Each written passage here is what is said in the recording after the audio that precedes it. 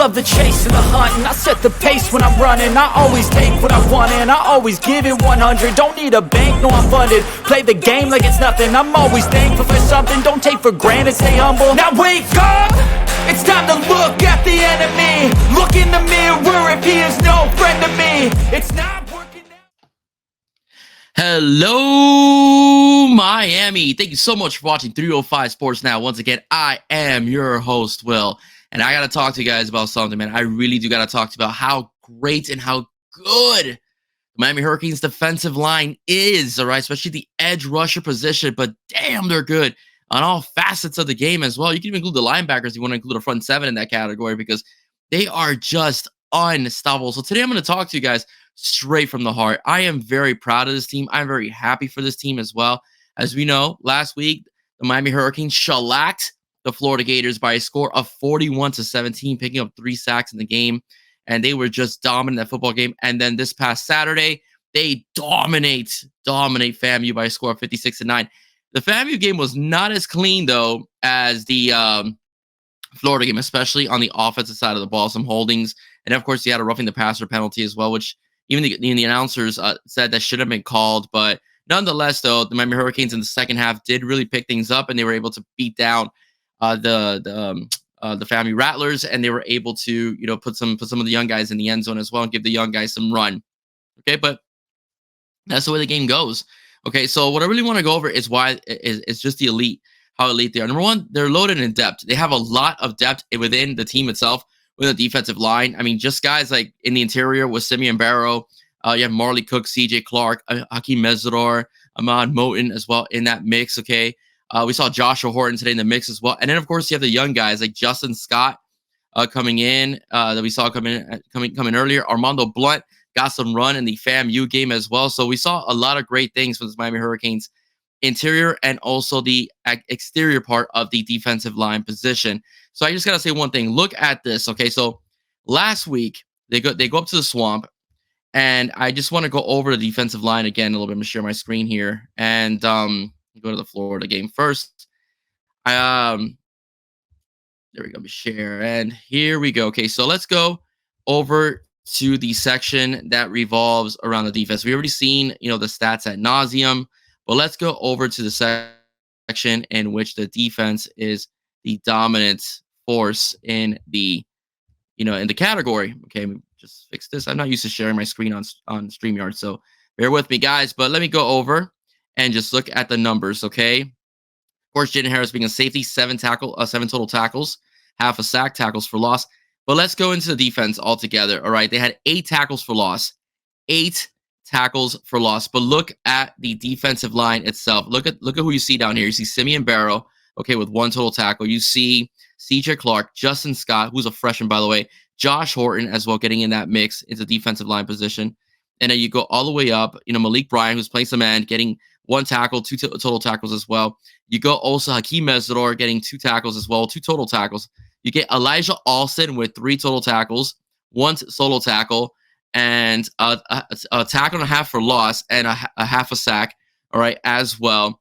And Tyler Barron, my God, man, Tyler Barron in that game as well. The Florida fans will say, well, Tyler Barron does nothing against the Gators. He was in Tennessee. He was this beast. He was this, this monster. He did nothing against the Gators, but he owned the Gators once Jason Taylor and Joe Salavea got their hands on him, because Tyler Barron had 3 total tackles, 3 solo tackles, one of them being a tackle for loss, all right, as well, against the Florida Gators. I'm going to say he got a sack, too. I don't know why. I can't remember. If I could have sworn he got a sack in that game. Yeah, actually, yeah. Sorry, I read the stats wrong. It's 3-1-2. So it's 2 tackles for loss, 1 sack, and 3 solo tackles. Okay, so yeah, he did get a sack. I'm like, I knew that he got there. So the team in general has 3 sacks, 8 tackles for loss in the game as well. And they also just dominate with 5 pass deflections. That's the defense together. But as you can see in the numbers and where I scrolled, the defensive line was very active. All right, was very active in stopping the Gators. Okay, in that game. Again, the Gators beat Samford. Take what you want from it. DJ Lagway had a very, very, very good game in his debut. I personally think if Billy Napier wants to keep his job, he should start DJ Lagway all the way through. You've already seen what you have with Graham Mertz. You got to give the freshman a chance because he's a bit more dynamic, has a better arm, and they do have some skilled players on that team. But this is not, again, to prop up the Gators. I'm just trying to tell you that I don't think Florida is as bad as what the fan base in Florida alone and our fan base, and even what some pundits are making them out to be. They might be a little better if they had the right quarterback, and they actually also called the right plays, because Billy Napier is kind of a boring play caller, to be exact. But then again, Miami still dominated them. It's a tough place to play. You had about 89,000 people yelling against you. It's your first game. It's a brand new quarterback with a brand new team, and then there's a lot of new guys on defense, especially in the front four. Guys with experience, guys that played in Guidry's system, but they didn't miss a beat. They balled. And that's what happens when you have a cohesive unit that buys into what you're trying to do with your vision. They flat out balled. Everybody balled out in that game for Florida, against Florida. I mean, they balled out completely. And I was not surprised, that they were able to do it. So again, I was very happy with the performance. The defensive line was set to be the strength of this team, and they have been, as well as they're also able to stop the run as well against Florida, except that 71-yard touchdown run. Yeah, fine. It was Elijah Alston, went inside, and Wesley was saying got pinned, and Jaden Harris apparently wasn't able to, took the wrong angle on that play. Whatever, they got one. That's fine. But all in all, Miami's front four just dominated. Front seven altogether, dominated. Okay, so much so you got your young guys some run against an SEC opponent on the road, your first game of the year to start the season. And what a way to build momentum, not just in terms of your season, but also in recruiting as well, as now some guys are in play that Miami is also going after. And I really hope that as the season progresses, Miami continues this dominant way, also in ACC play, so we can get Elijah Griffin. That's the one guy. If we don't get DJ Pickett, I really hope we get Elijah Griffin. Elijah Griffin is a game changer in the interior. Guy's a beast. He reminds me of Warren Sapp, the way he could stop the run and also harass your quarterback as well in the process. So I'm very excited how that young man's recruitment is going. I know the Georgia ties are there, but Miami, if they can land that young man, wow, how sick is our line going to be for years to come? So I want to go with the FAMU game. And I know some of you are like, well, it's FAMU, that was expected. FAMU is not the old FAMU Miami used to beat up back in the early 2000s and back in the early 2000s. FAMU is a team that won their HBCU championship. Okay, FAMU is a team that also has some guys that transferred from Power 4 teams into FAMU. Okay, for example, Quan Lee is a former Cane. Okay, didn't get much play time, but he's a former Cane. Thad Franklin, who was a running back for FAMU, was a significant part for Manny Diaz's offense. He was actually your power guy, your between the tackles guy. So I honestly don't know why, to be honest with you, why they ran him so much to the outside. I really don't get it. Okay, I really don't get it. Why they ran him so much to the outside when his specialty is going between the tackles. He's supposed to be your 3rd and 2, your 4th and 1 guy. All right, but nonetheless, they ran him on the outside, and Miami made him pay for it. Okay, Miami made him pay for it. So I'm going to go to these numbers now as far as the FAMU game goes.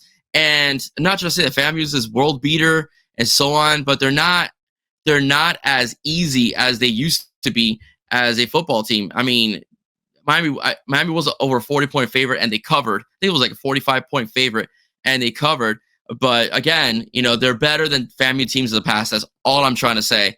And for the most part, in the second half, I will say Miami did get sloppy. They get sloppy on some cases on defense, some busted coverages, and also on offense as well. They got a little sloppy. They picked it up in the 3rd and 4th quarter because Mauro Cristobal, from what I heard, really rang their eardrum a little bit in halftime because of the mid performance in the second half on both sides of the ball. But again, the defense was once again absolutely dominating as well. The good thing about this game is that we got to see the young freshmen come into the game on the defensive line position, also in the secondary position. We got to see the debut of Zaquan Patterson. Zaquan Patterson's impact was very well felt as he had 1 pass deflection in the game, and he had 2 total tackles. 2 of them were solo, one of which actually saved a first down, showing his speed and his tackling ability and his ability to track the football was excellent throughout the game. Tyler Barron, man, balled out in this game. I have to give props to Hoodie Girl, who said this on Twitter or X, whatever you want to call it. She said, "What was Tennessee doing with this guy?" And I have to ask that question. It's back-to-back games where he makes an impact. Okay, this is without Ruben Bain, guys. By the way, without Ruben Bain, he had 5 total tackles, 3 solo, 3 sacks in the game, 3.5 tackles for loss. Of course, those are the sacks included as well. I gotta give love to my buddy Popo Aguirre. Popo had 4 total tackles in the game, one of them being solo and a half a sack in the game. Raul really played really well. Malik Bryant, again, 3 total tackles, showing himself really well in the game. But I really want to focus on the defensive line. Akeem Mesidor, 2 total tackles, and you have Simeon Barrow as well. Elijah Alston was a flat-out baller. Okay, he had a monster sack in the game. Justin Scott as well got himself involved in the game, had himself a sack. CJ Clark got himself in the game, had himself 1 TFL as well. Then Booker Pickett even got in the game as well, of course. So you notice that there's a pattern here with the defensive line and the young players getting into the game. Obviously, CJ Clark is a vet, but I'm talking about Booker Pickett getting into the game, Justin Scott getting into the game, and also Armando Blunt got into the game as well. In the game, had 1 total tackle. He was all over the field as well. He was actually making some moves. Ahmad Moten, who was called for, I believe he's one that was called for an unsportsmanlike conduct. He had 1 total tackle in the game, so that the team did very, very well all around. The wonderful thing about this football team as well is that they're playing their young guys right away. And let me show you why that's also important. Yes, look, it's FAMU. Check this out. Miami had 3 interceptions in the game. They picked off the the quarterbacks for FAMU 3 times. Okay, Adarius Hayes 1 pick. Wesley Basang 1 pick. He's a veteran. Cam Pruitt 1 pick. 2 out of 3 of those guys are 2 freshmen. Adarius Hayes, who was, by the way, a longtime Florida commit, pretty much flipped close to signing day and became a Cane. Okay, and Cam Bobby Pruitt out of Alabama comes into the game and drops back into coverage and gets an interception for his team as well. These guys are true freshmen. Oh, but it's FAMU. Listen. These guys literally went to the prom a cup of coffee ago. They were in the prom like a few months ago, and they're already making impact. They're already making an impact in a collegiate football game. That shows you the maturity that these young men have. That shows you the trust that the coaching staff has in these young men, that they're able to put them in the game. And immediately they make an impact. Not necessarily getting picks, but they're making tackles. They're tracking the ball. They're not making mistakes. They're knowing their assignment. They're hitting their gaps. They're twisting. They're stunting. They're doing what they need to do, what their coaching staff is asking of them, and being productive and winning football games. And that's what I love seeing. That's what I like seeing. And let me tell you, ladies and gentlemen, what you're looking at right now, that is the future of the Miami Hurricanes working currently with the present. All right, the future of your defense working with your presence, okay, with the present. Elijah Alston, again, balled out in Florida, balled out against FAMU. Tyler Barron balled out against Florida, balled out against FAMU as well. Justin Scott played well against Florida, getting some run. Played well against FAMU. The young guys are coming. Simeon Barrow's coming in. We saw Cole McConaughey as well, by the way. Cole McConaughey also got some run in that game as well. Ladies and gentlemen, the Miami defensive line is wrecking havoc. Okay, the edge rushers are getting to the quarterback, and Tyler Barron is balling right now, And guess what? That's without Ruben Bain and the 7.5 sacks last season. That's without Ruben Hurricane Bain. Can you imagine when ACC play starts? I think Ruben will be back for the USF game. He's gonna miss the Ball State game, and I think he'll be back for the USF game. By the way, USF is not a slouch. They were very competitive with Alabama all the way until I believe the 4th quarter this very evening. But listen, guys, that's without Ruben Hurricane Bain. Who are you going to double team? Who are you going to double team? You double team Bain, you're going to have Tyler Barron, one-on-ones. Pick your poison. That's what this defensive line is doing right now. Pick your poison. Are you going to deal with Bain? Are you going to deal with Barron? Are you going to deal with Alston? Are you going to deal with the interior tackles? What are you going to do? This team is ready. And I'm glad they had their kinks a little bit today with FAMU, because they were on a high this week about, oh, you were perfect against Florida. So now that they had a little bit of mess ups and so on, but once they get that cleaned up, because they got to get that cleaned up. Once they get that cleaned up, they get it cleaned up against Ball State next week. they get it much more cleaned up against USF, because USF is going to be a better test than Ball State and FAMU, obviously. Getting ready for Virginia Tech on a Friday night on a short week. All right, so once ACC play kicks in, man, I expect this team to be clicking on all cylinders on both sides of the ball. And the secondary has been impressive. Jaden Harris, my goodness, man, he's been a baller. And people thought that was going to be the weakness. And I was one of them. I said it. I was concerned about the secondary. I was never worried about the boundaries. Okay, I thought Daryl Porter and I thought Damari Brown would take the boundary on the outside in general. He did, actually. He actually did against Florida. But Mike Rump told me at the gym, much props to Coach Rump. He told me at the gym, he's like, don't sleep on OJ Federico, man. That kid's a beast. And look, he's starting. When Damari went down, he got in the game against Florida. He played very well this past Saturday as well against FAMU. And don't sleep on Ryan Mack either. It's another guy's going to get some run real soon as well, the way things are going. So I just want to say, guys, our D line is absolutely elite. And I can't wait as the season progresses, because when they're fully healthy, where are you going to stop, especially on the outside? We're going to stop. I don't see it. Again, I'll say it. Said it once. I'll say it again. I'll say it 3 times. I'll say it to the heavens. Pick your poison. Because either way, you're doomed. You're absolutely doomed. And to quote The Undertaker, your quarterback will rest in peace. I love WWE, guys. I'm still a fan. All right, ladies and gentlemen, if you're a fan of the show, please do not forget to hit that like button, hit that subscribe button, and hit that share button, guys. Have a wonderful day. God bless. And by the way, go Dolphins, as it's their first game against the Jacksonville Jaguars. Have a good one, guys. Stay safe, guys. Bye-bye. All about the you. Bye-bye, guys.